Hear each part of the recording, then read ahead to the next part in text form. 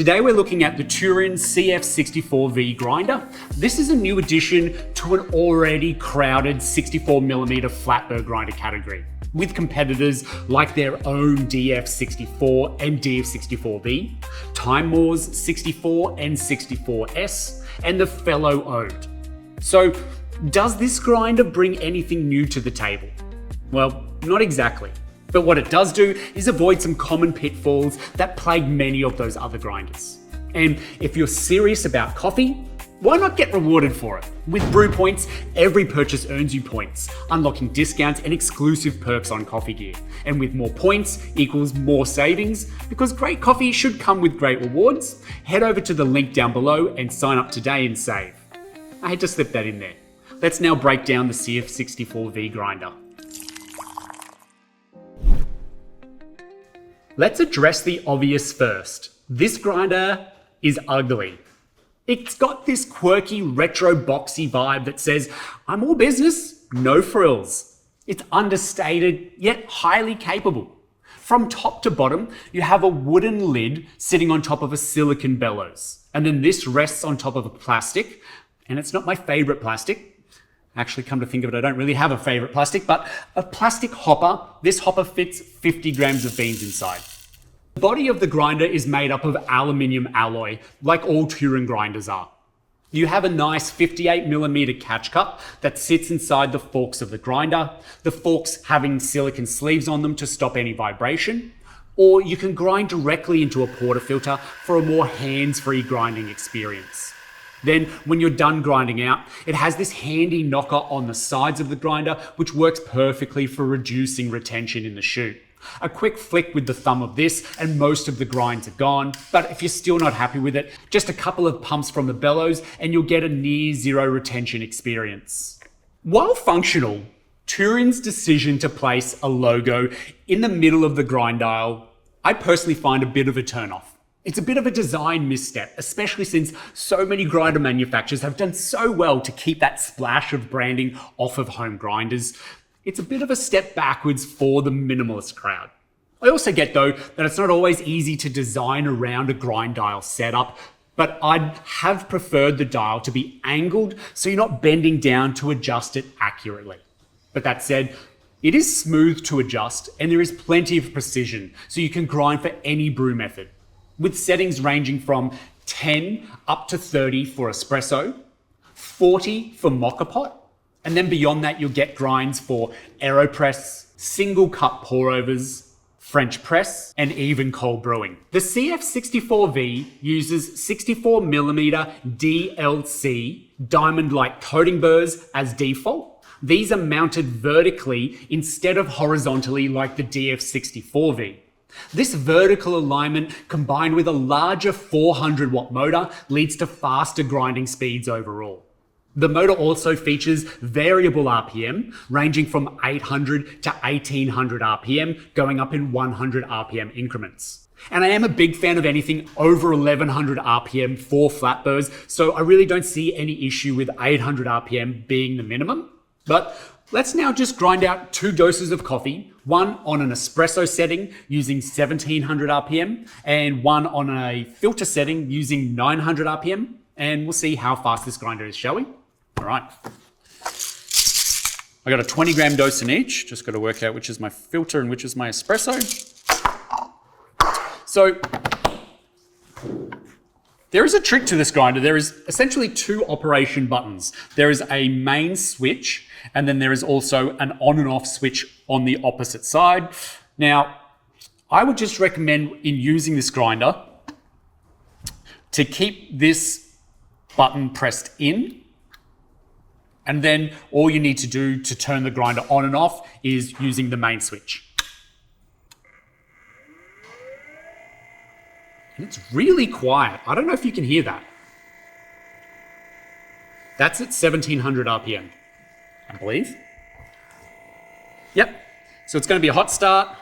We're going to adjust it down to, let's do 15 with the espresso.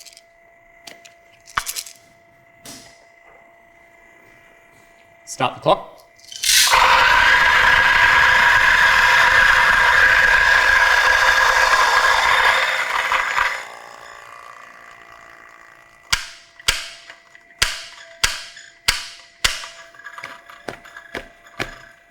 And we're done. That was pretty quick. And I just love this knocker. I'm kind of using it back to front here, but if I was standing in front of it, like I said, leave the left side button on, and then really all you're dealing with is the right side. So you're adjusting the RPM with your right hand, you're turning it on with your right hand, and then when you're done, you're just using your right thumb to flick it, a hop, and I love that workflow. It just feels all easy, all symmetrical to one side. I do love that. Oh, look at that. That was quick. Those grinds are so fine. All right, now we're going to adjust it up to 60. Yep, we'll go to 60. And what did I say, 900. Cool. Filter burrs. Sorry, filter beans. Another trick to these hoppers is because the wood sits in that silicone hopper really well, and sometimes it's really hard to grab hold of. So a trick is to pinch the bellows first, and then the lid will just pop out straight away like that. Or you can just remove the whole thing like that and use it like this, which I'll do now. Start the clock.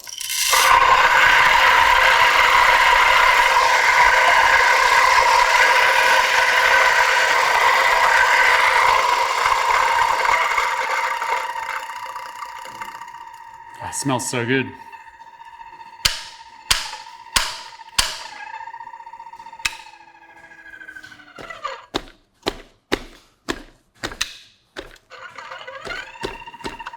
Just thought there was a bean still in there, but there wasn't. There we go. Now, there is also another suggestion that I make when using this grinder is that if you are adjusting the grind finer at any point, it is to have the burrs on when you adjust the grinder. Because they are flat burrs, and if there is even half a bean between those burrs, you're gonna feel like it's jamming, and it's gonna be really tricky to adjust the grind. So just keeping those burrs spinning when you adjust finer is the best way to go. Now, where the CF64V though does shine is in its espresso capabilities. The burrs are clearly espresso focused, making it a fantastic choice for espresso lovers. And whilst I have had some decent filter brews from it, if filter coffee is your priority, I would suggest getting a more filter focused burr set. And then luckily the 64mm size for the burrs, they are packed full of options. You could go SSP, you could go Gorilla Gear. There are some great burrs out there. But let's now talk about some of the cons of this grinder. The Turin CF64V definitely isn't going to win any beauty contests. But let's face it, performance is what matters, right? One thing you'll need to know to keep on top of is the ionizer. It is a little tricky to show, but this is a welcome feature because it really does help reduce static with this grinder, making your grinding much cleaner. It's a bit of an oxymoron in action here though, as the ionizer reduces static, but you also have to keep that clean for it to work properly.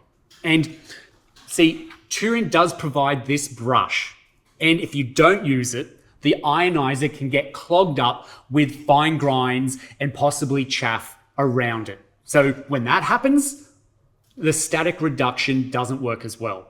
And you will start to see that mess build up again on the bottom of the grinder or static flying out. However, and don't do this with the grinder on, a quick brush every so often, you're going to be able to avoid this.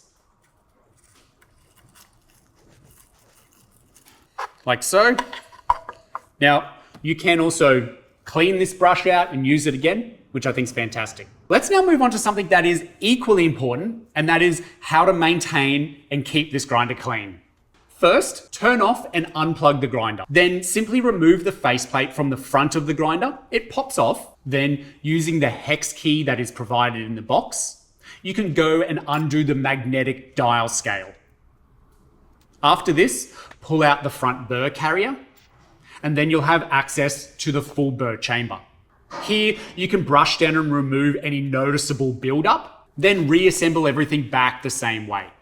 One thing I have noticed with the CF64V is that the flat burrs do need to be aligned properly when you first set it up. It's not a deal breaker, but it is something worth mentioning here with flat burr grinders. The process is straightforward and should be done for any flat burr grinder, and once it's done, this axle is very steady on this grinder and reliable. So after that initial alignment, you shouldn't need to worry about it again.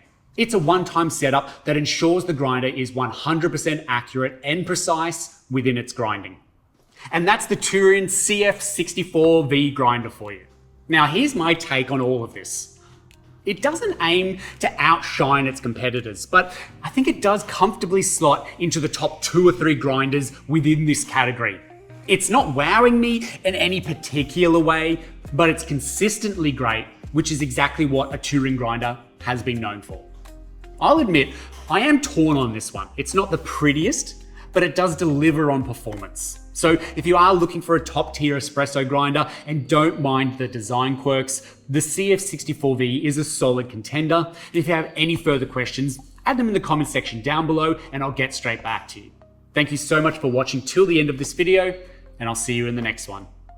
I don't know, you're so close. You're so close, but you're still ugly. I mean, you're a better grinder. Admittedly, you are a way better grinder, but you're not as better looking. I don't know, there's angles where there's angles that need to be, there's curves where curves need to be, and yours just kind of came out differently. But